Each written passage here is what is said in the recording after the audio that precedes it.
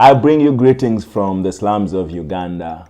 And interacting with children, I've realized that idleness is a problem. It creates room for more drugs into their lives. It creates a situation whereby they engage in bad morals. So we came up with a soccer program in order to cut off these bad morals and the drugs. And it is interesting, great talents.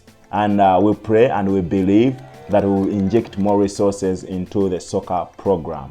Thank you very much. Looking forward to see you joining us. Thank you very much.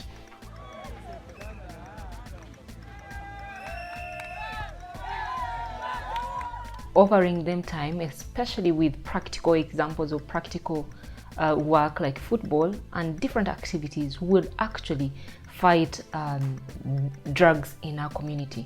Of course, it is a gradual process, and in the long run, trust me, they will be off the drugs. In most cases, when we are having, the football activities with the kids, probably maybe over the weekend, you realize that there is indeed serious talent on ground. But definitely, we need a lot to run this particular activity, especially football. We need these kids to enjoy themselves, at least with football kids. And you never know, one kid might turn out to be a Suarez of tomorrow. Yeah.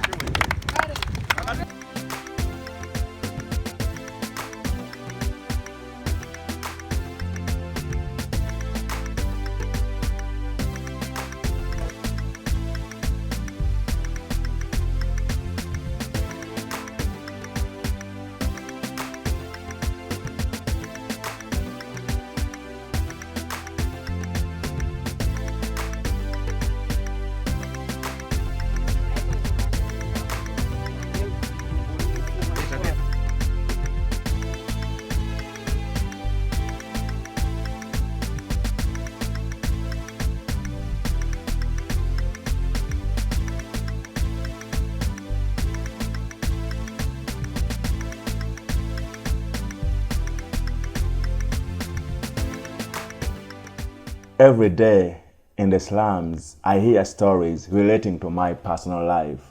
I remember eating from the garbage, not because I wanted. It was because my father failed to play his role. And it is a common trend all over the continent. We always abandon our mothers and they struggle to raise their children.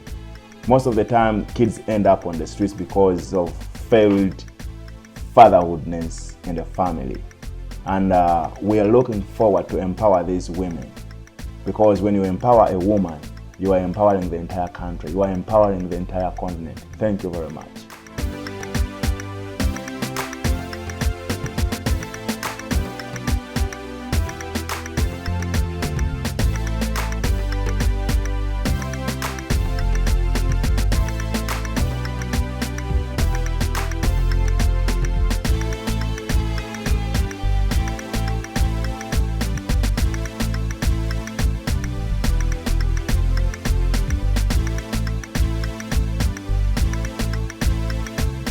And when I had a chat with one of the mamas in Acholi quarters, it was too emotional, very teary.